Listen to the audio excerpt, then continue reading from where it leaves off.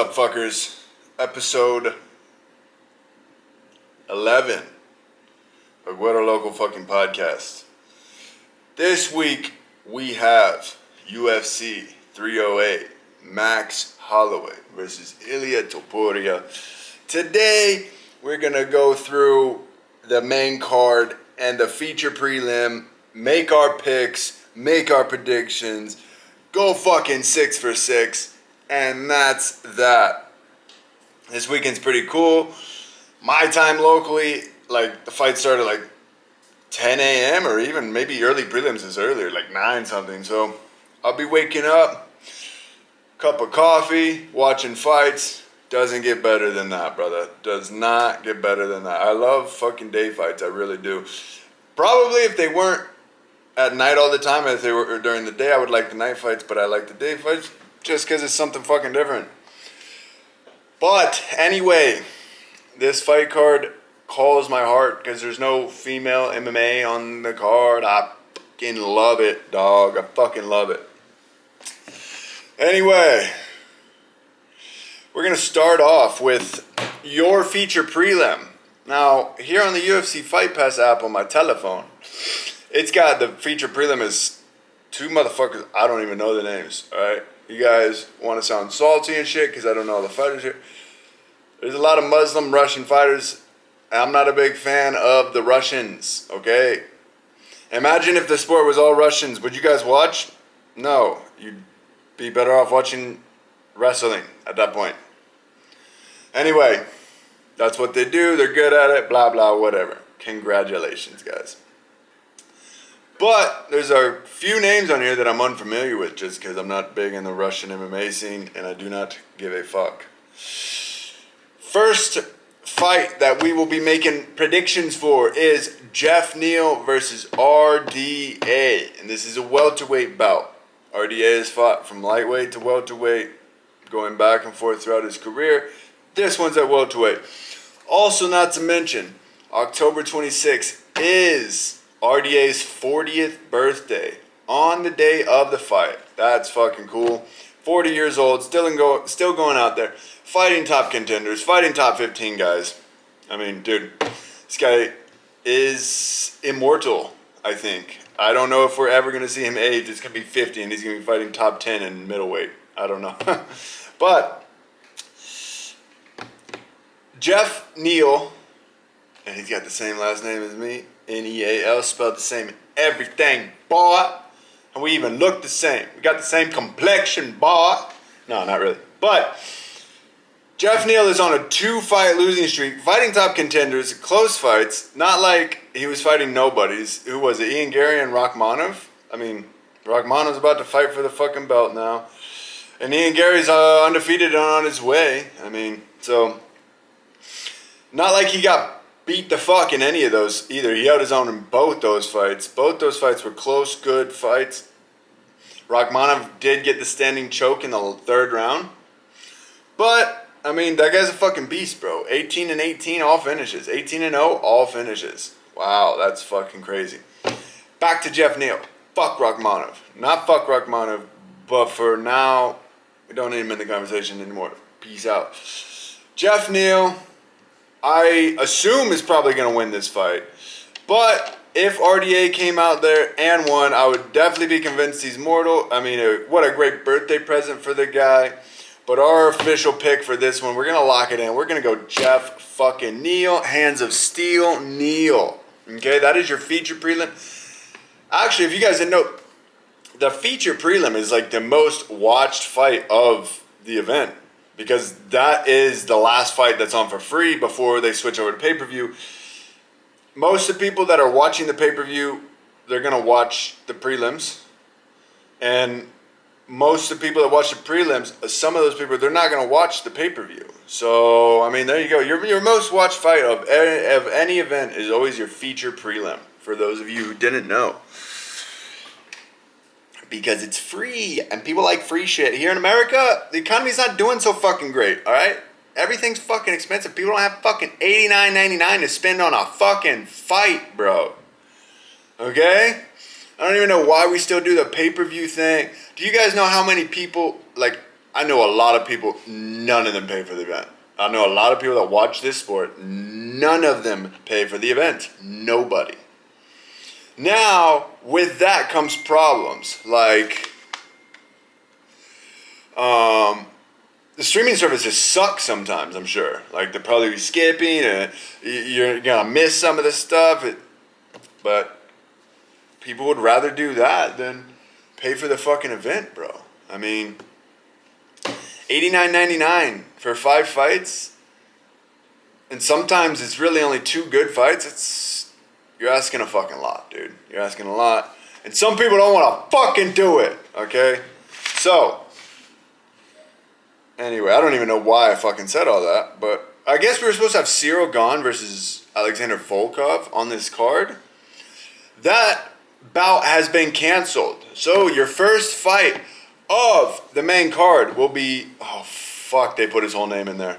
I'm gonna try to fucking pronounce this. Sharabutidin. Okay, we call him Sharabullet. Sharabutidin Magomedov. Sharabullet with the one-eye fucking pirate coming for all the gold, dude. Against Arman Petrosian. So, Sharabullet is like the only motherfucker from Dagestan with a neck beard, no mustache, who can't fucking wrestle. This guy, dude, I could beat this guy in a straight up wrestling match. I would beat this guy. I'm not even kidding. This guy cannot fucking wrestle, but it doesn't matter. This guy, I've heard, was more of like a fucking Russian influencer who then transitioned to MMA fighting as like a fucking a challenge. I don't fucking know, but this guy already had a following before the UFC. This guy's a big deal over there in fucking Abu Dhabi, wherever the fuck they're going. And this fight should be contested on the feet. I don't think either of these guys are going to shoot. I don't think, even if they do shoot, it's not going to stay there that long. I'm going to pick Sharabullet. No props on this, but I'm going to pick Sharabullet. And I believe it's going to be a stand-up fight. Okay? Exciting bout for us. Next fight on the card is Lerone Murphy versus 50K Danny Gay. Okay? Somewhere in this fucking week, I heard that Lerone pulled out of the fight. And who the fuck? Oh, and John Silva from the Fighting Nerds was going to step in and take on Dan Ige. I haven't seen where that's valid at all. I don't know where the fuck I heard that. Listen, I don't have social media. I don't fucking spend my day fucking exercising my thumbs, swiping through this bullshit. Okay, I'm sure you guys fucking do, so you're more knowledgeable about what the fuck's going on. All I got is podcasts and fucking YouTubes, okay? So, I'm not sure where I heard it, but I know I heard it on like a fucking reliable podcast. I don't know. Dude, I feel like fucking Chael or something said it. No, I get it. It was fucking Chael. We all know how fucking Chael is with his information. But I did hear that. Doesn't seem to be the case. The press conference is out now. It's Thursday, and local time here is 11:58. Press conference came out in the morning. I keep forgetting that all the events are going to be way earlier than normal. I was going to wait for Thursday night to watch the press conference. Well, Caleb, if the fights are in the day on Saturday, wouldn't the press conference be in the day on Thursday? You fucking dumbass, okay? So, I have not watched it yet, but after this I'm going to watch, and we'll see if Lerone's on this fucking stage or not. I haven't heard anywhere else that he pulled out of the fight. I just heard that one time. I don't even know why the fuck I'm still talking about it. Anyway, I think that I think that the odds makers pretty much got all these odds right. I don't know about our co-main event. We'll get there in a second. I'll finally make it my prediction because I still really don't fucking know. But I'm pretty much going with all the favorites on this card. I mean, there's some big favorites. So, in this fight, Dan Igue's last fight was on 4 hours notice against Diego Lopez. Lerone Murphy's last fight was a main event against Edson Barbosa, maybe, I think. So, should be a banger of a fight. Both these guys are going to stand up. If Dan does want to win this fight, he's going to take it to the ground. Mark my words. If Dan wins this fight, it's because he took it to the ground and mixed it up in mixed martial arts. That's what it is. I get upset about it sometimes because motherfuckers, I feel like they try not to lose. They don't go out there and they try to win. They try not to lose. No, Dan Ige is not that guy. I've transitioned onto something else now. I'm not speaking of Dan Ige or Lerone Murphy. Neither one of those guys are who I'm speaking of. But there are guys out there that they just try not to lose, and it makes for a fucking somewhat boring bout, bro. When you go out there and you try to win, that's when you see fights like fucking Poirier versus Dan Hooker. That's when you see fights like Michael Chandler versus Justin Gaethje. That's when you see fights like fucking, yeah, that one. You know what I'm saying? So, if you're going out there and you're just going to lay on fucking somebody and do all that shit, Brendan Allen kind of deal, I mean, you're going to get a boring fight. This one will not be one of those. I am picking Lerone Murphy. Still no props on that one. I do not know. I'm not putting props on any of these. Bro, when it comes to picking fights, usually I have an idea of who should win. Okay, now this is fighting. You could be the biggest expert in the fucking room. You're still not going to go 100 on 100 every week, bro, because this is fighting. Shit fucking happens. Anything can fucking happen. But some of these fights, I have no clue. Like, I really do not fucking know. I'm leaning a certain way on some of them, but bro, I have no fucking clue. And that's why I'm so excited to see what the fuck happens this Saturday. In our next bout of the evening, but not the evening. In our next bout of the afternoon, but where they'll be fighting is nighttime. So do I say evening or do I? The next fight on the card, we have Magomed Ankalaev versus Alexander Rakic. Okay, Magomed Ankalaev's last fight being a draw against Jan Blachowicz. And it was for the light heavyweight strap. Okay, so neither one of those boys got the belt. And then Dana came out in the post-fight press conference of that fight, same night, and said, that was trash. We're going to have Glover Teixeira fight Jamahal Hill in Brazil for the fucking light heavyweight strap because you and Jan fucked it up. Okay, ever since then, Magomed has just been chirping at Alex Pereira. Figured he was going to fight him next, but insert Khalil Roundtree. And then we find out that Magomed's got to fight this killer in Rakic. I'm going to pick Magomed Ankalaev on this. I'm a bigger fan of Rakic. I do believe Rakic has the better stand-up than Magomed. But if Magomed does wrestle a little bit in this fight, he should win. I would love to see Rakic win. They're both the same age, same height, same weight. I mean, bro, pretty fucking even bout. Only the fact that Rakic has a better striking, Magomed has a better wrestling. Magomed doesn't use his wrestling all that much. But I figured if he wants to get the job done on this one, he's going to need to do that, okay? We're going Ankalaev as much as I don't want to. Here on the fucking Guerrero Local podcast, we pick with our fucking brains, not our hearts, okay? And in my last 3 UFC events, I'm 12 for 15. So, picking with the fucking brain, it works, brother. Imagine if I had put all those on individual bets. Brother, we are fucking up. And some of those were big dogs. I got on Rob Font last week. All y'all thought Kyler Phillips was going to come in there and do his thing. Nope. Boricua en la casa, cabrón. Even though he doesn't really claim Puerto Rico, but fuck it. On the fucking, when he was walking out, he didn't have a flag, but they turned the TV screens into flags. They had the fucking Puerto Rico flag. Oh my God, it looks so fucking good. Moving on. Our next bout of the fucking event will be the highly anticipated, once booked before but never happened, Robert Whittaker versus the 13-0 Khamzat Chimaev, okay?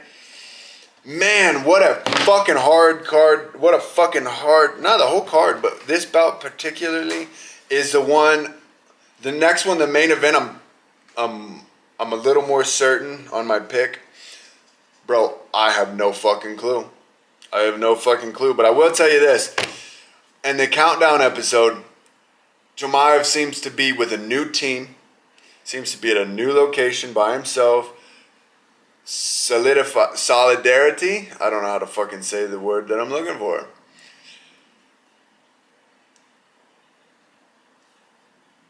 He's kind of gotten away from all the fucking bullshit. In his own words, he said that when he became famous and we get all this money, everybody wants to tell him, do this, do this, do this, do this.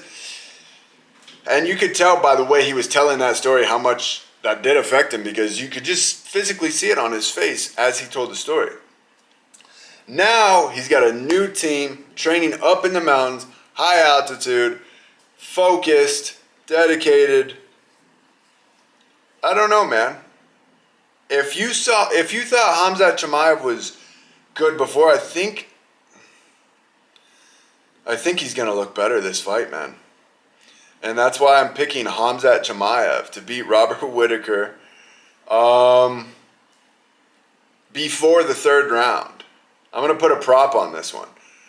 I think Khamzat's gonna win. He will not win a decision. I think there's no fucking way in hell that he wins a decision, unless it's him winning the first 3 rounds and just getting battered for the next 2. We don't know, dude. This guy's had a little shaky cardio here and there, but that's because he goes and tries to win the fight. He doesn't go out there and try not to lose. He goes and tries to win the fight. You're gonna get exhausted doing that, but fuck, is it fun to watch, bro? Fuck. I love watching this guy. Not a big fan of the Russians, like I've said 3 times already. So all you Russians, you can fucking cry about it in the comments. But this guy, you cannot deny it. There's something special when this guy hits the fucking tunnel. When he's walking out, you get those fight nerves. Dude, you know you're about to see a fucking good fight. It's exciting when this guy fucking shows up. So far, so good. He's still here, hasn't pulled out. We'll make weight tomorrow morning, and then we fucking go at it. Actually, they're probably going to make weight sometime tonight. Maybe midnight or so is when it's morning time over there. I'm not quite sure, but we'll find out. We will find out very fucking soon. That's my pick. Khamzat Chimaev in the first 2 rounds gets it done. But Saturday, we will all fucking find out together. And your main event on 308, UFC 308, we have the Georgian Spaniard, Ilya El Matador Topuria versus Max Blaz Holloway, the fucking Hawaiian, okay? Man, like I said in the last video, out of all the fights this year, this is the one that I've been looking forward to the most, and it seems to be the general consensus that any other fan, this is the fight that they want to see the most. I mean, if Max wins this fight, right now I would say it's Jose, best featherweight of all time. A lot of people say Volk. I'm not sure why the fuck they say that. Jose had the belt way the fuck longer than Volk. But anyway, people have short memories in this sport. Not to mention, the fan base has grown 70% since COVID. That means all these fucking dipshit happy dad kids have only been watching the sport since Volkanovski was the champion. They probably don't even know who the fuck Jose Aldo is. Stupid dipshits. I've been to a fucking press conference in Miami. Dude, the whole crowd. And it was a Sugar Sean fight, so that kind of influences it a little more. The whole crowd was happy dads. They were just calling fucking people on stage, "Oh, you're a pussy, you're a bitch." It wasn't booing, it wasn't none of that. It was calling professional fighters pussies and bitches. That's what you get with the happy dad fucking fan base. A bunch of fucking popsicle looking motherfuckers. They're fucking never had abs in their life, never fucking lifted weights in their life, never ate healthy in their life, never did anything difficult in their life. They just fucking were born into a fucking halfway decent family. They fucking have a fucking gold chain and a happy dad hat, and they think they're fucking hard as shit because they live in Miami. That, my friends, is not the fucking case. And any of those fighters who you were calling pussy and bitch would fucking fuck you in front of your family. Like, no, you don't understand what the fuck I'm saying. These people, with ease, would ragdoll you, son. Would ragdoll. You'd be on the floor with your tubby little self, fucking, mommy, You fucking pussies. But that's the fucking fan base we live in today. That's what the sport has become. And when I check my comments on all this shit, dude, these motherfuckers don't know what they're talking about. They think that the most popular fighter is gonna win just because they know who the fuck he is and they don't know who the other guy is. That's not how this shit works, you fucking imbeciles. Anyway, I had to go on a little fucking happy dad rant. What I was saying was, Jose Aldo is hands down the best featherweight there's ever been. Now, Conor McGregor comes and starches him in 13 seconds, but what? Does he ever defend the belt? Nope. Not even fucking once. Didn't even ever fight at 45 ever again after he won the belt. Pretty fucking soft, okay? Now, Max, if he wins this weekend, he's going to take Jose's spot. Because Max lost the belt, rematched, and then at a trilogy, he won that fucking rematch, just so you know. The second fight, Volk and Max, go back and watch it. I fucking dare you. And try to tell me to my face that Max didn't win that fight. Exactly. But Max then goes on and wins, what, 4 more fights against up-and-coming contenders? Maybe Korean Zombie's not an up-and-coming contender, but knocks out Korean Zombie, fucks up Arnold Allen, who else? Yair Rodriguez. I mean, bro, he went out there, and if he comes back after all those fights and wins the belt, that's something Jose never did. Jose had the belt and defended, for like 9 years or some shit. WEC to fucking UFC. Like, bro, Jose was the shit. But after Jose lost the belt, he was never able to come back and reclaim the belt. Not to mention, there being that much time in between his last title fight and him regaining the title. So if Max does pull this off this weekend, he will be regarded in my book, which is the only book that should fucking matter, as the featherweight GOAT, okay? If Ilya wins this weekend, he's on his way, bro. The fact that if he takes out Max like he took out Volk, he's not there, and Jose's still above him. But brother, and even Volk and Max would still be above him at that point. As far as they defended more times than him, they had, so far, they've had a stronger strength of schedule. But I don't see who the fuck else I don't see who else poses any problems for Ilya outside of Volk and Max. I mean, he's already starched Bryce. Did he fight Josh Emmett or no? I think he did. This guy's already beat the fucking division, the 2 best in the division. Who else would he fight next? Ortega or Yair? If he beats those 2, bro, he's who we're talking about right now. So, this is a very important fight for this division, for the UFC. We're going fucking Ilya. I'm going to pick Ilya. I picked Ilya to beat Volk. A lot of people thought I was fucking crazy then. But hey, look where we're at now. I'm picking Ilya to pick. I am picking Ilya to beat Max by knockout. By finish. Not specifically knockout, but by a finish. I believe Ilya will get a finish inside the 5 rounds. But fuck, dude. If Max goes out there, Max is in my top 5 favorites. I'll be fucking happy with whatever happens. I really don't give a shit as long as it's a good fight. Ilya said that they're going to come out there, point to the ground in the first 10 seconds, not the last 10 seconds. Bro, if that were to happen, if that were to fucking happen, you saw how big Max's moment was, the last 10 seconds, how viral that went, dude. Everybody, you don't even know about UFC, you know about that moment, right? If they were to go out there and do it in the first 10 seconds, hands down, the most memorable fight in UFC history.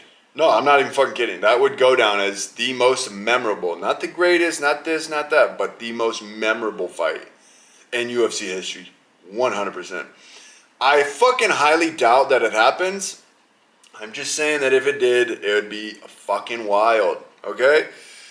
So, that's the card. That's our picks. That's our breakdown.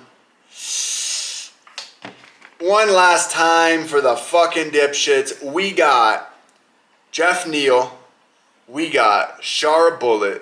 We got Lerone Murphy, Magomed Ankalaev, Hamzat Chimaev, and Ilya Topuria. With that being said, we're going to find out on Saturday, and we're going to find out together. Maybe I'll do a little fucking event reaction on Saturday after it all goes down.